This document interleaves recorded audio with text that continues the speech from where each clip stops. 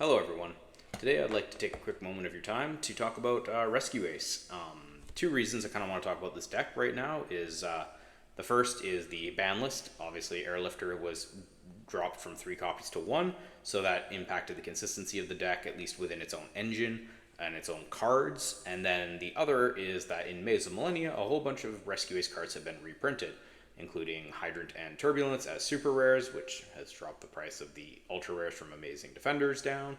And then all of the spell traps have been reprinted as rares. So you've got Reinforce, Rescue, Alert, Contain, and Extinguish, all as rares. Super. It's now very cheap and very affordable to get into a pure Rescue Ace deck.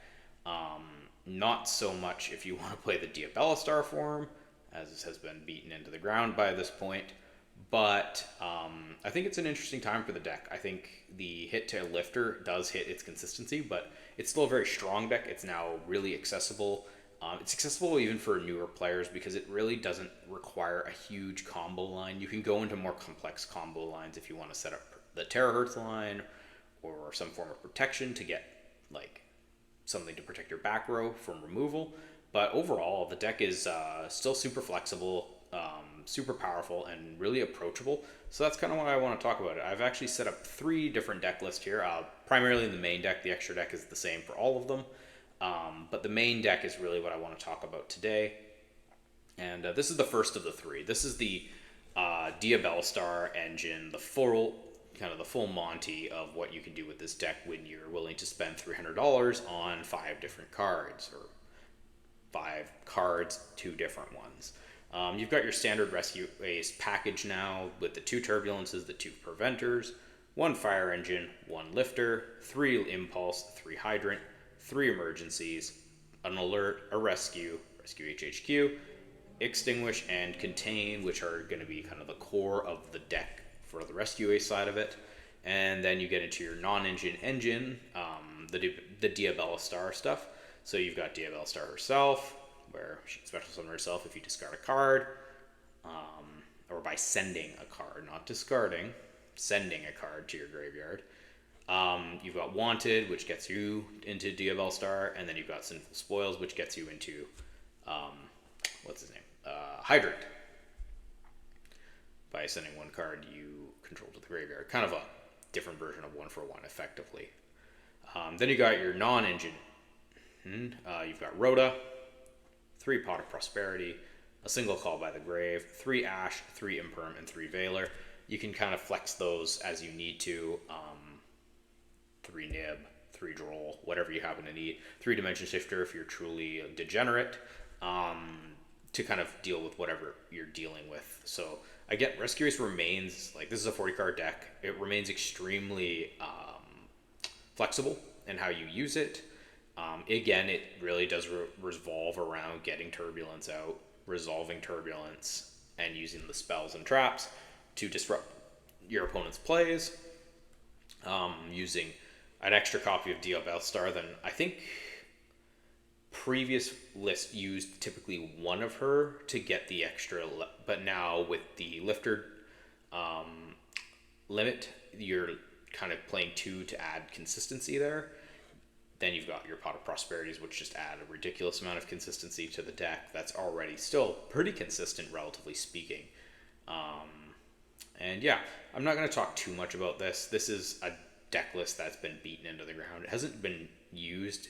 I mean, we haven't had a major event since the new year, but this is kind of a deck that you're going to see a lot of, I think, even with like Fire King kind of beginning to make its approach, Bonfire, obviously starting to get pyro decks going. But I still think you're going to see a lot of this. I think Rescue Ace is still strong enough in the current environment that it's going to make some appearances, and this will probably be similar to what you see. The extra inside will be different, but the main is probably what you'll see a lot of, at least early on this year. The second option is this one here. This is kind of based on what I've been playing at locals, what I've tried to kind of work with here to make Rescue Ace a little bit more consistent, essentially deal with the lifter ban without having to go into something really expensive, because I just don't have the option of buying the 3 copies of Wanted and the 2 Diabellstars. I do not have $300 to burn on this game right now. But there is a small Snake Eye package here with Ash and Flambear's Dragon, as well as 2 copies of original Sinful Spoil Snake Eye. So the idea with that is essentially to just have a little bit more consistency. You can use this still to go into Hydrant, you just don't have a way of searching it out. Ash is in here because he can get you, he's another way of searching specifically Hydrant. It's not the best way to search out Hydrant, but if you happen to draw into Hydrant, not draw into him, but you do draw into Simple Spoils Snake Eye, you can use that to go into Ash, and there's stuff you can do with Ash. Either go into Flambear's, which is another way of, and kind of an interesting way of doing interruption, especially in turns 3 and onward, or even turn 2, where you can take a face-up a monster on the field or in either graveyard and place it as a continuous spell trap, and then you can special summon it to your side of the field. So it's kind of useful that way as a disruption tool, kind of similar in a way to Rescue. Ash is just useful because, yeah, it does give you another way to search out Hydrant, which is super key without having the second lifter, or the third and second lifter. You really do need to be able to get to this guy as quickly as possible, and on turn 1 as much as possible. I'm using Regulus. This is a 42 card deck, not a 40 card deck, so it's a little bit less consistent that way, but I gave up that because the reality is I already lost like a lot of consistency with Lifter, that I found that really making this a 42 card deck didn't cost me a ton of consistency. It still runs pretty well. It still has gotten me wins. It still performs exceptionally, consistently. It's just because the strength of the engine within Rescue Ace itself is actually still pretty consistent. But I run Regulus in here for the negate, really, just to stop if I'm going to get impermed, harpies. You just don't want to deal with that crap, especially in games 2 and 3 once your opponent knows what you're on. It's just, there's nothing more painful than having somebody on turn 2 immediately just throw down Harpy's Feather Duster and you have no response. I also play a small, these two, Infernal Knight Renault and Infernal Knight Ricardetto, small ways of very, low commitment here. I'm not going to play 2 copies of this guy, but the one thing is, because he's a fire level 1, he is also searchable by Snake Eye Ash, or alternatively, special summonable via Sinful Spoil Snake Eyes. So both of these guys can be done this way. He can summon himself if I control a Fire Warrior. There's 4 in this deck already, 5 if you count Ricardetto, but you have these 2, and that's kind of another way of generating some protection. You can use these 2 and essentially just synchro summon into Barone as another way to kind of get an Omni Negate to stop your back row removal that your opponent will inevitably be looking for, especially on turns 2 and 3. So that's kind of the gist of it. Otherwise, it's, again, very similar. 2 of the Turbulence, 2 Preventers, 1 Fire Engine, 3 Impulse, 3 Hydrant. I do play a copy of Fire Attacker. I like having Fire Attacker as, assuming he's not the only Rescue Ace monster you draw, he's essentially a free body. He can just special summon himself on the summon of another Rescue Ace. So if you have Hydrant, Impulse, and him, there you go. You've got 2 bodies now for either link plays or whatever, or even just leaving them on the field if you want to be able to get a draw on your opponent's turn. That's another way to do it. Flambear's Dragon and Snake Eye Ash, as I already mentioned. Getting into the spells and traps, I'm playing 1 for 1. Again, just another way to make some consistency. Honestly, in hindsight, I probably wish I had bought the 3rd copy of this. Now I can't get it at my local store. They have sold out. But I should have just bought the 3rd copy of this and removed 1 for 1. But 1 for 1 still plays a nice benefit. It's a nice way to, you can special summon your Rescue Ace Hydrant with it.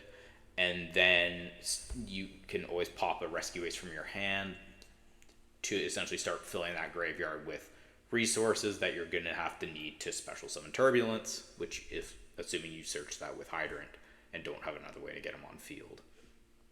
1 alert. 1 rescue. I'm playing 2 copies of HQ. The reason I play 2 is because I do want a bit more consistency with this.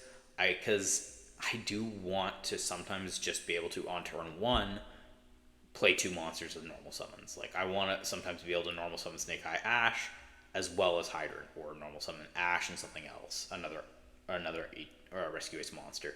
So I played two of this. I don't find it to be that detrimental again to the overall consistency of the deck.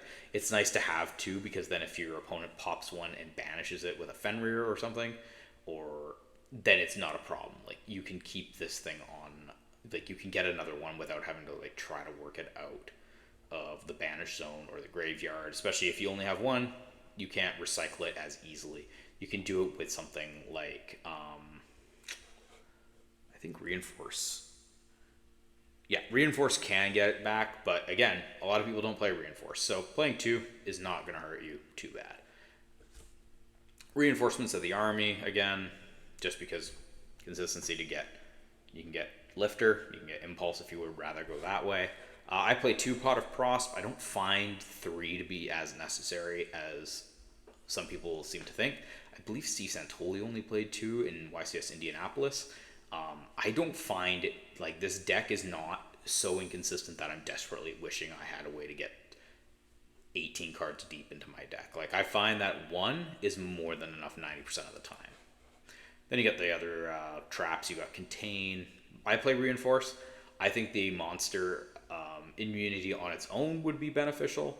Never mind the battle protection and the extra 1500 attack. It's a nice way to go for game on your turn because of the effect of Hydrant that allows you to play it if it's set by Turbulence's effect.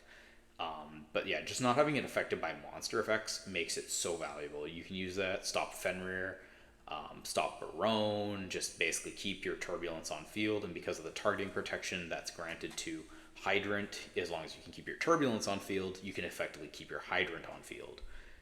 One Extinguish. And then I'm playing a smaller hand trap pile. I'm playing 3 Ash and 2 Imperm, and instead I'm going for more of a board breaker with Lightning Storm and Harpies. I throw these two. These are kind of where I really flex a lot depending on what I'm playing against in games 2 and 3. Often it'll go into either a third copy of Imperm, 2 Nibs, 3 Nibs, depending on what I'm playing. Because if the one issue this deck does have is it doesn't have a way of getting rid of back row easily. You can go into Phoenix, Nightmare Phoenix if you want to. That's not a bad way to do it, but I find that these 3 are valuable to have just to get rid of back row problems that otherwise the deck doesn't really have a great answer for. And again, I'm playing a very similar extra deck to what Steve Santoli played at YCS Indianapolis, with the idea of going into the Terahertz line for protection and also to help push for game.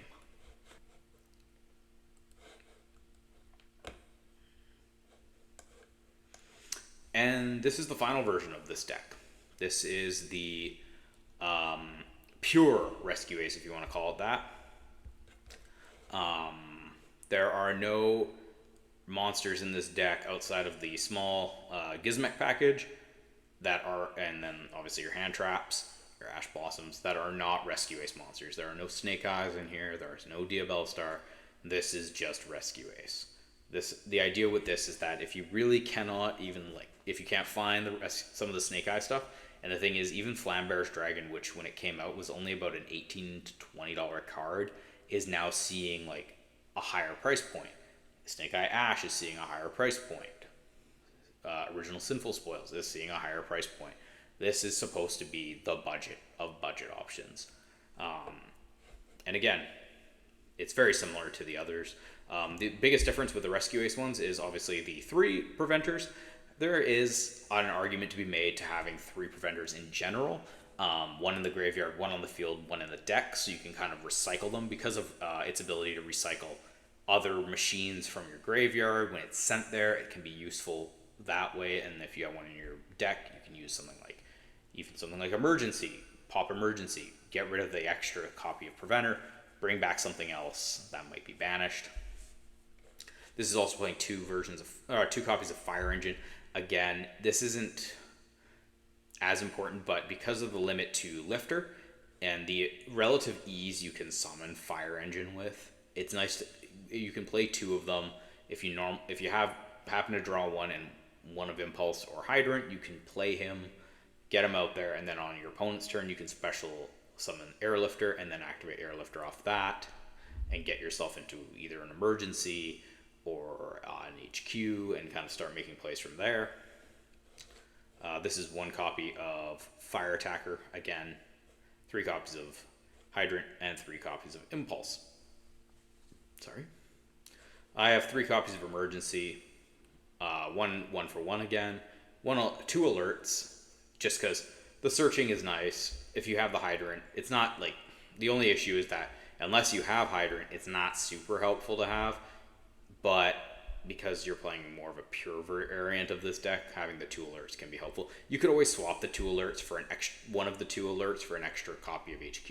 You could even justify probably playing 3 copies of HQ in a pure variant of this deck, just because you're going to want to have probably those 2 normal summons to get more bodies out. Going back to spells, we're looking at 1 rescue, and then we got Rhoda, 3 Pot of Prosp. We've got Contain, Reinforce, Extinguish, 3 copies of Ash Blossom, 2 Infinite Impermanence, 3 Parry Reese Map. This was something that was experimented with a little bit early in Dune format, right after Preventer and Emergency came out. This was kind of seen as another way. It's seen a little bit of play in Master Duel 2 with current Rescue Ace decks that don't have access to Dune, or to Preventer and Emergency, as a way to get back again to Hydrant, and it's a lot more affordable copy to get one of these than it is to get into something like any of the Snake Eye stuff. And then it's 2 Gizmek Naganaki, the Sunrise Signaler. This guy, he tributes himself, and you can special summon a level 1 machine that attack equals its defense. That is Hydrant. So you can use him to do it. The only thing about him is it's not great. You could maybe play 1 of this and something else, maybe another hand trap. The only thing is if you draw 2, it kind of sucks because you're really not going to be able to do anything with 2 of them. But if you have 1, yeah, you kind of like give up a bit of consistency there. But you could go into more hand traps or board breakers instead. And yeah, so that's kind of it. Like, I think particularly, I think the first version obviously is the most powerful form of the deck, especially like obviously this is just looking at the main deck. I'm not getting into the extra deck side of things, but for the main deck, like you've got the Diabellstar stuff. There's a reason it's expensive. It's very strong. It adds a ton of consistency to an already very consistent deck, and that's really the gist of it with the Diabellstar stuff. The second version of it is more of an interesting. I'm kind of experimenting with it. I've seen the Infernoble stuff kind of experimented with it before. I had done some experimenting with it myself to try to go into the Barone, mostly for the protection it gives you. It's a little bit interesting. Like it's definitely a little bit jankier. I find there are definitely times where I've played and you've drawn like both your Infernobles and Snake Eye Ash and the 2 traps, or one of the 2 Rescue Ace traps, or 3 Rescue Ace traps in the case of mine, because I play Reinforce, and you're just kind of like left there thinking like, well, this sucks. Like there's not any synergy with anything here. But I think for the most part, that deck is a really solid option for playing, like maybe not at a YCS, but at a local level, even a regional level. I think it'll be something that can give you a little bit more consistency and a little bit more like power and variety in how it plays compared to standard Rescue Ace builds like the 3rd build, or even what Rescue Ace was before the ban list, where and with the Diabellstar stuff, where it's not just Rescue Ace, it's not just relying on Turbulence. You can actually use like Flamberge Dragon as a way to finish off an opponent, or a novel way of removal. Non-destruction removal is never a bad thing, and because so much of Rescue Ace can Extinguish is destruction.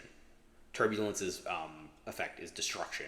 Outside of Preventer, you don't have a lot of ways to kind of go through things without destroying them per se, and he gives you another way of doing that. You can clear the board using that. You can special summon it on your own turn, and it's just a really effective card. And it's actually it's more expensive now, but it's definitely more common and easier to find than any of the other Diabellstar stuff, and way cheaper. But yeah, thanks for listening.